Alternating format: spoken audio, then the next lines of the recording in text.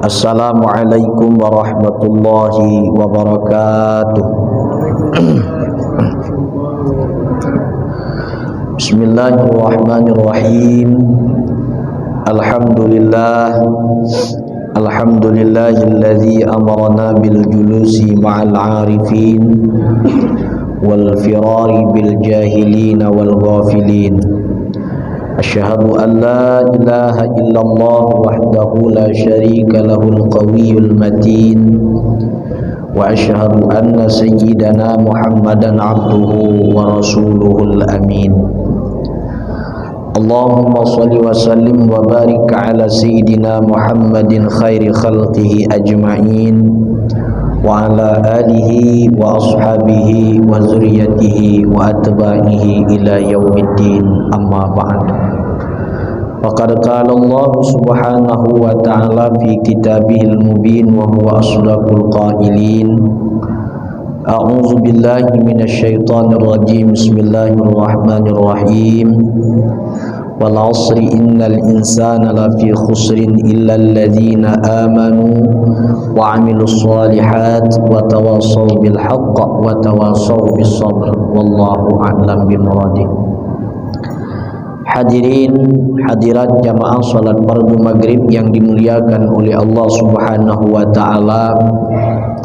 Tentunya yang saya muliakan segenap orang tua, tuan-tuan haji, pengurus masjid, umumnya jamaah hadirin yang dimuliakan oleh Allah Subhanahu wa taala. Alhamdulillah, puji syukur kita haturkan kepada Allah taala, di mana dengan limpahan rahmat, karunia taufik, hidayah beserta inayahnya, kita pada malam yang berbahagia ini, pada malam Yaumul Arafah, Lailatul Arafah ini, kita dikumpulkan oleh Allah Subhanahu wa taala di masjid yang kita cintai ini, dalam majelis ilmu yang selalu kita banggakan ini. Mudah-mudahan dengan kita berkumpul dalam tempat yang penuh mulia ini, Allah muliakan kita, keluarga kita, dan juga keturunan-keturunan kita, semuanya menjadi orang-orang yang dimuliakan oleh Allah kelaknya. Amin. Allahumma amin. Salawat dan salam tidak luput pula kita kirimkan buat ruh faduka alam, keharibaan junjungan kita Nabi Agung sallallahu alaihi wasallam. Dengan bersama-sama kita mengucapkan kalimat Allahumma shalli ala sayyidina Muhammad wa ala ali sayyidina Muhammad. Mudah-mudahan dengan kita bersolawat kepada beliau, kita mendapatkan syafaat beliau kelak di yaumil mahsyar nanti. Amin ya Allah ya rabbal alamin. Jamaah hadirin yang dimuliakan oleh Allah Subhanahu wa taala, malam ini kita memasuki hikmah yang ke-44 dari Al-Hikam Imam Ibnu Athaillah As-Sakandari rahimahullahu taala. Namun sebelumnya saya ingin menyampaikan sedikit bahwasanya Nabi kita sallallahu alaihi wasallam bersabda, di mana kata baginda Rasul, kelak di hari penghitungan kita, artinya kita dihitung oleh Allah Subhanahu wa taala, Allah akan menjadikan hujjah. Hujjah itu artinya jawaban yang diberikan, lalu kita tidak dapat memberikan alasan untuk menjawab atas jawaban tersebut. Itu yang disebut dengan hujjah. Jadi hujjah itu apa? Hujjah itu adalah sanggahan atau jawaban yang dilontarkan, lalu orang yang dikenakan hujjah ini dia tidak bisa menyanggah lagi, dia tidak bisa memberikan jawaban-jawaban yang lain, karena lantaran hujjah yang pertama atau jawaban dari orang yang memberikan hujjah itu sudah tepat dan benar. Nah, Nabi kita sallallahu alaihi wasallam bersabda, ini cerita di dalam kitab Nasaihul Ibad, bahwasanya Allah Subhanahu wa taala menjadikan 4 sosok manusia yang mana 4 sosok manusia ini merupakan rasulnya Allah, nabinya Allah Subhanahu wa taala. Yang pertama adalah Nabi Sulaiman alaihissalam, dan yang kedua Nabi Yusuf alaihissalam, dan yang ketiga Nabi Ayub alaihissalam, dan yang keempat Nabi Isa alaihissalam. Dengan 4 sosok manusia ini Allah akan menjadikan hujah pada diri kita. Alur ceritanya begini dulu jamaah. Manusia itu berat untuk melakukan ibadah, berbuat taat kepada Allah Subhanahu wa taala. Manusia itu tidak dapat menjalankan ritual ibadahnya kepada Allah dengan semaksimal mungkin. Manusia itu ada saja halangan untuk melakukan ibadah tersebut. Itu biasanya dikarenakan 4 sebab, 4 faktor yang menyebabkan dia itu tidak bisa menjalankan ibadah dengan semaksimal mungkin. Yang pertama, karena lantaran dia banyak harta lalu sibuk mengurus harta, sekaligus dia memiliki wilayah kekuasaan dan dia sibuk memiliki kekuasaannya itu mengurus wilayah kekuasaannya. Ini yang pertama. Yang kedua, karena dia menjadi seorang budak. Budak itu artinya menjadi suruhan-suruhan orang. Kemudian yang ketiga, dikarenakan dia sakit yang menghambat dia itu tidak dapat menjalankan ibadah dengan semaksimal mungkin. Kemudian yang keempat itu dikarenakan dia adalah orang fakir miskin. Ini. Nah, ceritanya begini. Bahwasanya Allah Subhanahu wa taala akan membangkitkan kita dari alam barzakh. Alam barzakh itu dalam bahasa lain disebut dengan alam kubur.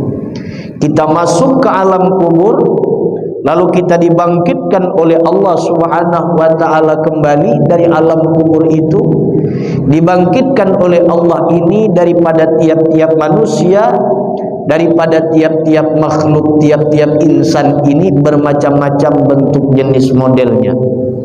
Ada yang bangkit dari alam kubur itu merangka, ada yang bangkit dari alam kubur itu kepalanya seperti kepala keledai, himar, macam-macam jenis modelnya. Tergantung kepada amal daripada seorang hamba tersebut dan bergantung juga kepada rahmat Allah. Yang artinya idza zulzilatil ardu zilzalaha wa akhrajatil ardu asqalaha. Apabila dunia ini digoncang dengan goncangan yang sangat dahsyat, matahari dengan bulan bertabrakan, bumi dengan langit saling berhantupan, maka terjadilah kiamat. Kiamat terjadi, makhluk yang ada di alam kubur manusia menamanya dibangkitkan kembali oleh Allah Subhanahu wa taala. Setelah dibangkitkan kembali manusia-manusia ini lalu dikumpulkan oleh Allah, yang mana dikenal oleh kita dengan sebutan padang mahsyar. Ini termasuk daripada rukun iman, mempercayai hari kebangkitan, mempercayai hari perhitungan. Setelah kita berada di padang mahsyar itu, ada yang mengatakan oleh para ulama menyebutkan bersumberkan dari hadis Nabi, matahari meninggalkan manusia di saat itu ada yang berjarak seukuran 1 jengkal, ada 1 hasta, ada juga beberapa depa, ada juga beberapa mil tinggi jauh ke atasnya. Tergantung rahmat Allah dan amal seorang hamba tersebut. Dan ini pasti akan kita alami dan pasti akan kita coba. Jamaah yang dimuliakan oleh Allah Subhanahu wa taala, setelah dikumpulkan manusia ini di padang mahsyar, yang pertama adalah umat Rasulullah sallallahu alaihi wasallam, barisan pertama. Lalu manusia ini dipanggil oleh Allah Subhanahu wa taala. Dipanggil oleh Allah. Yang ditanya oleh Allah taala itu tentu urusan ibadah, urusan ketaatan, urusan dekatnya kita kepada Dia Sang Maha Pencipta. Ditanya oleh Allah, jar Allah Ta'ala, kata Allah, Fulan bin Fulan, engkau hari anu, tanggal anu, jam anu kemana? Kenapa engkau tidak bisa sholat? Apalagi sholat berjamaah. Kenapa engkau tidak bisa duduk di majelis ta'lim? Fulan bin Fulan ini menjawab, aku ya Allah tidak bisa melakukan taat, apalagi sholat berjamaah, apalagi duduk di majelis taklim, lantaran aku sibuk. Aku itu mengurus harta, dan aku juga mengurus wilayah kekuasaanku, di mana di situ aku sibuk mengurus masyarakat yang sudah aku pimpin. Lalu Allah Subhanahu wa Ta'ala berhujah, wahai hambaku, wahai manusia, wahai Fulan bin Fulan, mana kiranya banyak hartamu dengan harta Nabi Sulaiman? Mana kiranya besar wilayah kepemimpinanmu itu dengan wilayah kepemimpinan Nabi Sulaiman? Ini hujahnya Allah. Nabi Sulaiman alaihissalam kekayaannya begitu dahsyat banyaknya. Nabi Sulaiman alaihissalam wilayah yang dipimpin oleh beliau itu bukan hanya dari kalangan alam manusia, bahkan dari alam jin dan juga daripada hewan-hewan yang lain, itu dipimpin oleh Nabi Sulaiman alaihissalam. Tapi Nabi Sulaiman alaihissalam seujung rambut pun tidak bergeser meninggalkan ibadah kepadaku dan berbuat taat kepadaku. Mungkin jamaah pernah mendengar ya kisah daripada Nabi Sulaiman alaihissalam yang memindahkan singgasana Ratu Balqis dari negeri Sabah ke tempat beliau. Pernah mendengar cerita itu? Nabi Sulaiman alaihissalam memindahkan singgasananya Ratu Balqis. Nabi Sulaiman alaihissalam ketika memindahkan singgasana Ratu Balqis itu, lalu Nabi Sulaiman alaihissalam mengajukan pertanyaan, siapa yang sanggup memindahkan dan siapa yang paling cepat? Berdiri dari kalangan jin, ada jin Ifrit, ada jin-jin yang lainnya. Aku, wahai Nabi Sulaiman, yang sanggup memindahkan itu sebelum engkau beranjak dari tempat duduk singgasana Ratu Balqis sudah sampai di tempat Tuan mulia. Lalu berdiri lagi dari kalangan manusia yang bernama Asif. Asif ini adalah orang alim, Asif ini adalah orang hebat. Aku Nabi Sulaiman, sebelum engkau beranjak dari tempat duduk itu sudah terlalu kelamaan. Sebelum engkau mengkedipkan mata, singgasana Ratu Balqis sudah sampai di tempatmu ini, di tempat paduka. Singkat cerita, dipindahkanlah singgasana ini. Nabi Sulaiman alaihissalam, kita kenal beliau seorang nabi. Beliau itu seorang rasul. Beliau itu adalah kekasih Allah. Tapi dalam satu riwayat di dalam kitab Qisasul Anbiya, Nabi Sulaiman alaihissalam ini tidak pernah berhenti untuk bertukar pendapat, untuk saling memberikan paham, untuk menimba ilmu dengan seorang manusia yang alim yang bernama Asif ini tadi. Apa kurangnya kealiman Nabi Sulaiman alaihissalam? Artinya manusia itu dengan Nabi Sulaiman ini Allah jadikan hujah bahwa jalan mana manusia kita ini tidak bisa melakukan ibadah, tidak bisa duduk di majelis ilmu lantaran karena sibuk, karena banyak wilayah kekuasaan yang kita urus. Mana besar dengan wilayah kekuasaan Nabi Sulaiman, mana banyak dengan harta Nabi Sulaiman. Panggil lagi manusia yang berikutnya. Ujar Allah Subhanahu wa Ta'ala, Fulan bin Fulan, kenapa engkau tidak duduk di majelis ta'lim? Kenapa engkau tidak melakukan amal ibadah, tidak berbuat taat kepadaku? Ya Allah, Fulan ini tadi ngeles. Ya Allah, aku ini budak, aku ini hanya suruhan orang, aku ini hanya babu, aku ini hanya kuli abdi. Kemudian Allah Subhanahu wa Ta'ala memberikan hujah. Mana berat budak yang engkau sandang dengan kelas budaknya Nabi Yusuf alaihissalam yang disandang oleh Nabi Yusuf. Nabi Yusuf itu di bawah kepemimpinan raja, yang mana Nabi Yusuf ini adalah budaknya itu, beliau menjadi pembantu tidak pernah lepas sedikit pun. Beliau ini berada di bawah kekuasaan raja yang bernama Aziz, dan sekaligus di bawah kekuasaan istri Aziz ini yang bernama Siti Zulaikha. Saat itu peraturan-peraturannya sangat menekan atas budaknya Nabi Yusuf alaihissalam. Tapi Nabi Yusuf alaihissalam seujung jari pun tidak meninggalkan ibadah kepadaku. Panggil lagi manusia yang ketiga. Manusia yang ketiga dipanggil lagi. Fulan, kenapa engkau tidak melakukan ibadah?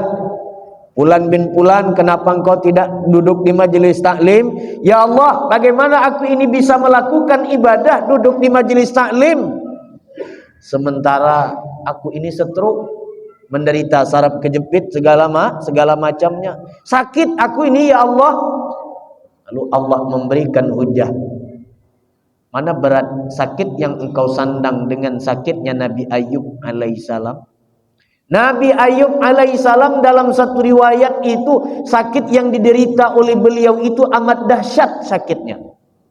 Amat dahsyat penderitaannya. Bahkan saking menjijikkan sakit Nabi Ayub alaihissalam ini, dalam satu kil dikatakan sekira 20 meter orang sudah tidak sanggup lagi melihat dan mencium bau sakit yang diderita oleh Nabi Ayub. Tapi kata Allah, Nabi Ayub alaihissalam tidak pernah sedikit pun seujung kuku, seujung rambut bergeser ibadahnya kepadaku. Nabi Ayub alaihissalam. Kemudian yang terakhir, yang keempat, panggil lagi manusia. Manusia panggil lagi. Fulan, kenapa engkau tidak ibadah? Fulan, kenapa engkau tidak berjamaah? Fulan, kenapa tidak pernah datang ke majelis taklim? Kenapa demikian Fulan? Tanya, kenapa? Sebabnya karena aku ini miskin. Hari-hari aku ini mencari mengais rezekimu ya Allah. Ya Allah, aku mengais rezekimu.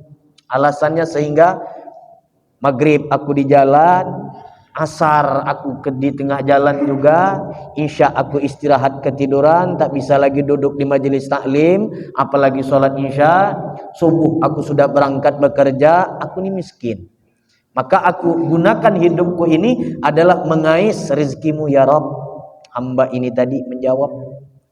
Lalu Allah berhujah, miskin yang engkau sandang, miskin yang engkau miliki, mana beratnya dengan miskinnya Nabi Isa alaihissalam. Nabi Isa alaihissalam itu adalah manusia yang sangat miskin. Di dalam satu kisah dikatakan Nabi Isa alaihissalam itu beliau cuman hanya memiliki sisir rambut ya, sikat rambut. Kemudian yang dimiliki oleh Nabi Isa itu adalah gayung untuk mandi. Yang lain tidak dimiliki oleh Nabi Isa alaihissalam. Tapi Nabi Isa alaihissalam seujung kuku pun tidak pernah meninggalkan ibadah. Nabi Isa alaihissalam seujung rambut pun tidak pernah meninggalkan ibadah. Diam, hamba ini tidak bisa lagi berhujah. Jamaah yang dimuliakan oleh Allah Ta'ala, artinya dengan 4 alasan yang kita miliki ini, 4 alasan yang kita jadikan bahwa kita tidak bisa melakukan ibadah, tidak bisa duduk di majelis ilmu, dengan 4 alasan ini Allah akan jadikan 4 manusia ini jadikan hujah nanti di yaumil qiyamah, yang mana kita tidak bisa menjawab dan kita tidak bisa membantah pernyataan dari Allah Subhanahu wa Ta'ala. Jamaah yang dimuliakan oleh Allah Ta'ala, kan manusia ini kadang-kadang begini, wajar itu Pak Ustadz, yang tak meninggalkan ibadah sama sekali itu kan wajar. Nabi Sulaiman nabi, kan biasanya kita begitu, wajar. Nabi Ayub mah nabi, Nabi Yusuf mah juga adalah nabi, wajar mereka tidak meninggalkan ibadah sama sekali karena mereka itu nabi. Kami ini nabi, bukan manusia biasa. Jadi dengan semaksimal mungkin kami ini melakukan ibadah itu jauh api dari panggang. Iya, tapi kita harus tahu bahwa fungsi kita ini diciptakan oleh Allah adalah untuk beribadah. untuk berbuat taat kepada Allah. Pun andai kata kita tidak bisa melakukan ibadah dengan semaksimal mungkin, pun kita andai tidak bisa duduk di majelis taklim dengan semaksimal mungkin, paling tidak kita tanamkan azam, paling tidak kita tanamkan cita-cita kebaikan di dalam hati. Suatu saat nanti aku akan melakukan ketaatan itu, aku akan melakukan kebaikan itu. Tanam dulu azam sebaik-baik mungkin bahwa nanti malam aku bangun tahajud, bahwa subuh nanti aku tidak akan meninggalkan sholat subuh, bahwa subuh nanti aku akan bangun. Tanam dulu. Dengan tanamnya azam, dengan tertanamnya niat di dalam hati, Allah akan membantu dan Allah akan memberikan maunahnya. Niat dulu ditanamkan untuk melakukan kebaikan. Niat tidak ada sama sekali, lus. Niat dulu yang harus ditanam. Kenapa demikian? Mungkin Bapak pernah mendengar kisah daripada cerita daripada perempuan pelacur di zaman Bani Israel, di mana perempuan pelacur ini pulang daripada melacurnya. Ini perempuan Bani Israel ini melihat anjing yang sedang kehausan. Akhirnya si perempuan ini membukakan sepatunya, lalu mengambil air dan diberikan kepada anjing itu minum. Meninggal perempuan ini mendapatkan tempat yang layak di sisi Allah. Padahal banyak dosa melacur. Dan salah sasaran juga, dia berbuat baik itu salah sasaran. Karena itu bukan pada tempatnya. Anjing itu kita tahu adalah hewan gairul muhtaram. Anjing itu walaupun bagaimana tetap dia disebut dengan najis mughalah. Artinya perbuatan baiknya itu tidak sesuai pada tempatnya, tidak sesuai pada tempatnya. Tapi Allah masukkan ke dalam surga.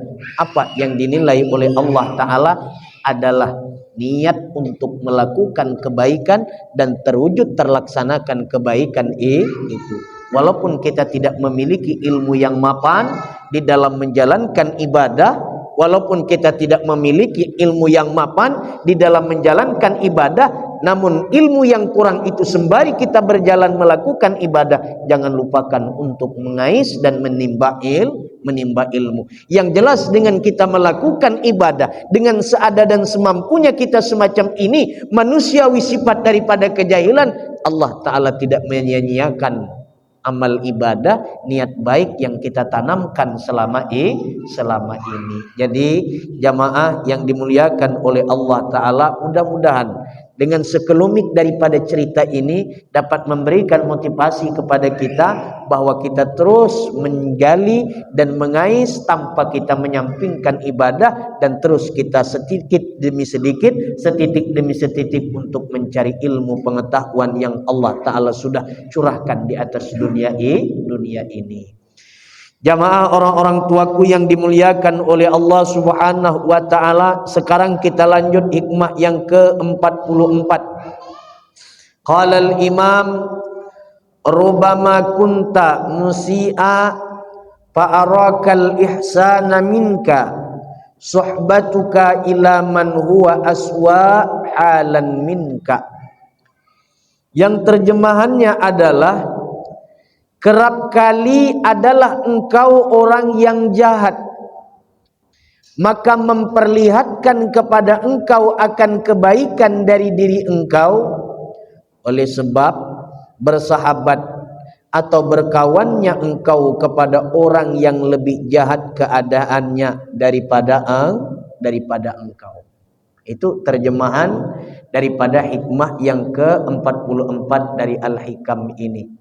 Jadi begini Pak, sebenarnya diri kita ini adalah jahat. Sebenarnya diri kita ini adalah orang yang sangat buruk. Sebenarnya diri kita ini adalah orang yang jahat. Lalu kenapa kita merasa bahwa diri kita ini baik? Lalu kenapa kita merasa bahwa diri kita ini adalah orang yang alim, orang yang baik, orang yang bagus? Karena kita ini berkawan dengan orang yang lebih buruk daripada kita. Ini bisa dipahami ya. Sebenarnya diri kita ini adalah orang yang jahat. Sebenarnya diri kita ini adalah orang yang paling buruk, yang bila mana keburukan kita itu kita tidak dapat melihatnya, keburukan dan kejahatan kita tidak dapat mengintainya. Satu, dikarenakan bahwa kita ini berkawannya dengan orang yang lebih buruk daripada kita. Maka pada minggu yang lalu itu dikatakan oleh pengarang pada hikmah yang ke-43 itu apa?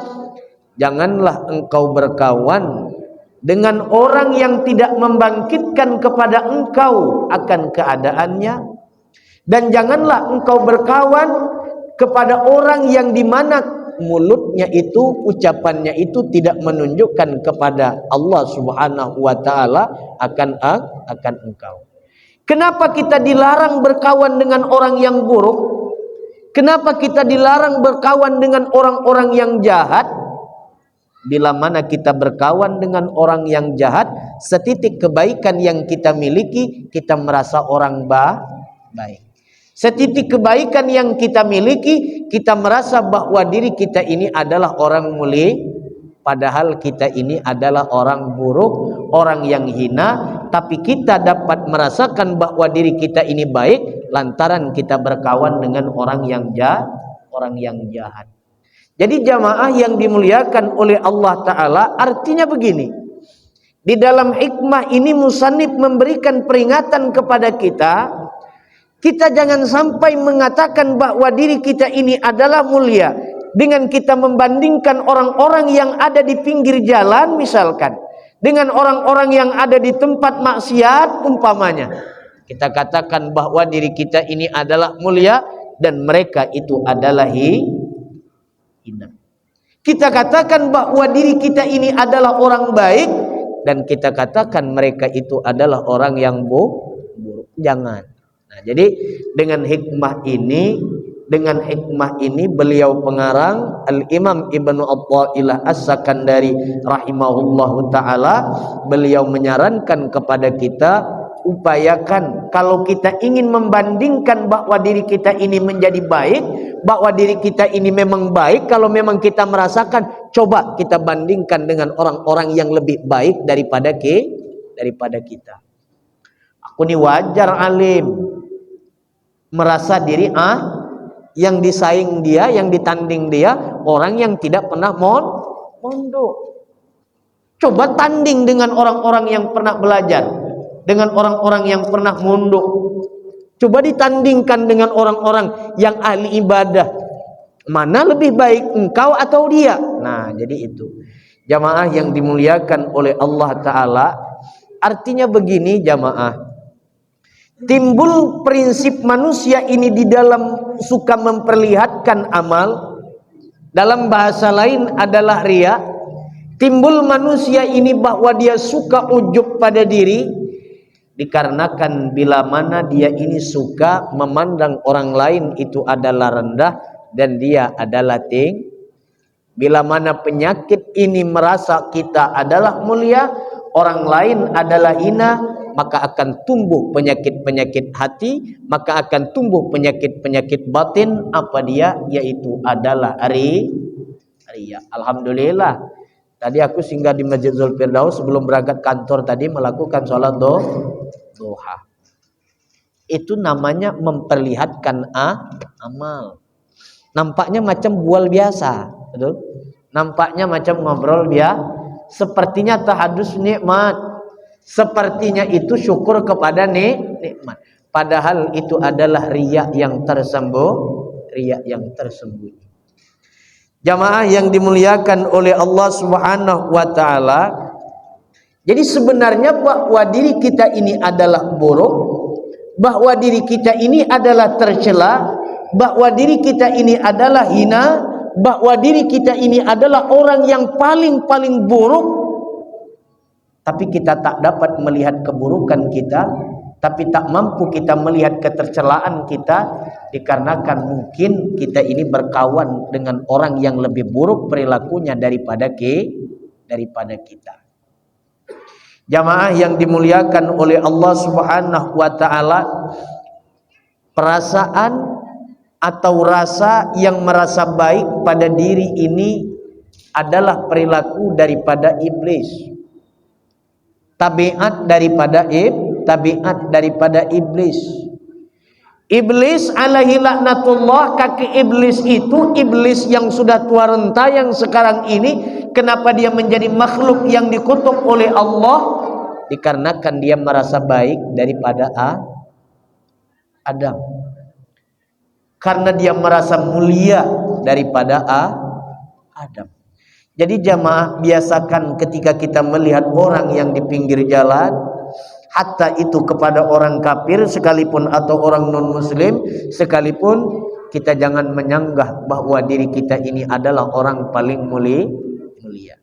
Maka Syekh Abdul Qadir Al-Jailani mengatakan bahwa kita ini tidak lepas, tiap hari yang kita jumpai itu adalah orang alim, yang kedua orang tua, kemudian yang ketiga anak-anak, yang keempat adalah orang dewasa, yang kelima adalah orang kaya, yang keenam adalah orang jahil, yang ketujuh adalah mereka orang-orang yang tidak duduk dalam agama Allah. Bagaimanakah sikap kita terhadap mereka ini? Bagaimanakah perilaku kita terhadap mereka ini? Bila kita melihat orang yang alim daripada kita, harus kita tanamkan, oh orang ini mulia, aku yang hina. Kenapa? Dia banyak ilmunya. Husnuzan yang perlu ditancapkan adalah husnuzan. Bila kita bertemu dengan orang yang sudah tua, katakan dalam hati, dia yang mulia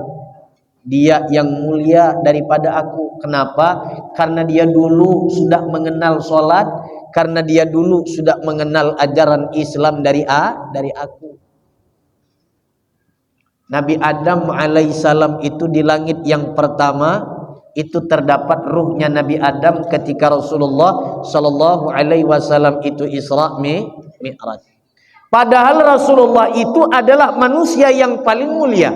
Rasulullah itu kalau bukan karena nur beliau, kalau bukan karena cahaya beliau, karena bukan beliau, Allah tidak akan menciptakan dunia ini. Karena lantaran bakal diciptakannya Rasulullah, Allah menciptakan dunia ini. Tapi apa kabar Rasulullah ketika naik di langit yang pertama Isra Mi'raj, bertemu dengan ruhnya Nabi Adam alaihissalam. Nabi Muhammad ini berbincang dulu dengan Nabi Adam. Nabi Muhammad ini mendengarkan dulu nasihat daripada Nabi Adam. Bahkan di dalam satu riwayat bahwasanya Nabi Muhammad ini sempat mengucup daripada tangannya Nabi Adam. Kenapa demikian? Memuliakan orang yang tua. Secara ilmu Rasulullah boleh dikatakan tua. Secara ilmu Rasulullah adalah orang yang paling dimuliakan dan beliau adalah sosok manusia. Tapi mengenyam dulu yang namanya dunia ini secara jasad ya, secara fisik itu bukan Rasulullah tetapi adalah Adam. Walaupun kita tahu secara hakikatnya Rasulullah adalah nabi yang awal, Rasulullah adalah nabi yang terakhir. Cuman secara basariyah, kemanusiawian, bahwa secara alam penghormatan, bahwa Rasulullah tetap memuliakan Nabi Adam. Oke lah, misalkan di hari ini misalkan bapak ini misalkan yang bernama Zaid dengan Kiflai ini umpamanya. Oh, Kiflai ini ilmunya hebat, misal ilmunya tinggi, ini umpamanya. Bapak ini tidak alim. Oke, soal ilmu kita bisa, tapi soal urusan umur kita tidak bisa melangkah. Soal umur kita tidak bisa melampaui di. Soal asam garam bahasa Melayunya, dulu dia mengecapnya daripada ke. Jadi jangan mentang-mentang ada ilmu merasa goje. Jangan mentang-mentang punya ilmu merasa berjalan sudah membungkuk sebelah kepala bau. Jangan mentang-mentang sudah memiliki ilmu merasa tidak pendapat orang tidak berguna lagi. Jangan. Rasulullah tidak macam itu. Rasulullah mengadakan musyawarah. Rasulullah masih menerima pendapat orang.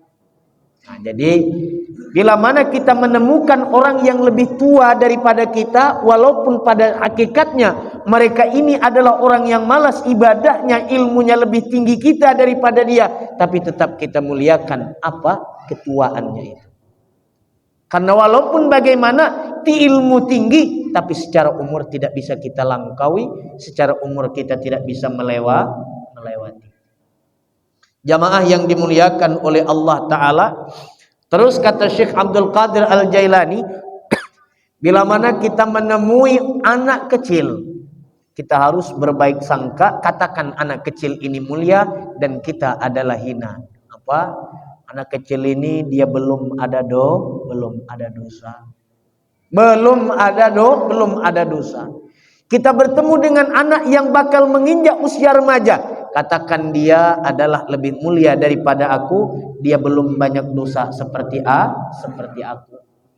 Yang terakhir, andai kata kita menemui orang kafir, katakan sampai kepada orang kafir secara hakikatnya, katakan dia adalah orang yang mulia dan aku adalah orang yang hina. Aku tidak tahu akhir hayatnya apakah dia mendapatkan hidayah, apakah Allah membolak-balikan hatinya untuk masuk ke dalam agama ini, lalu meninggalnya dalam keadaan Islam.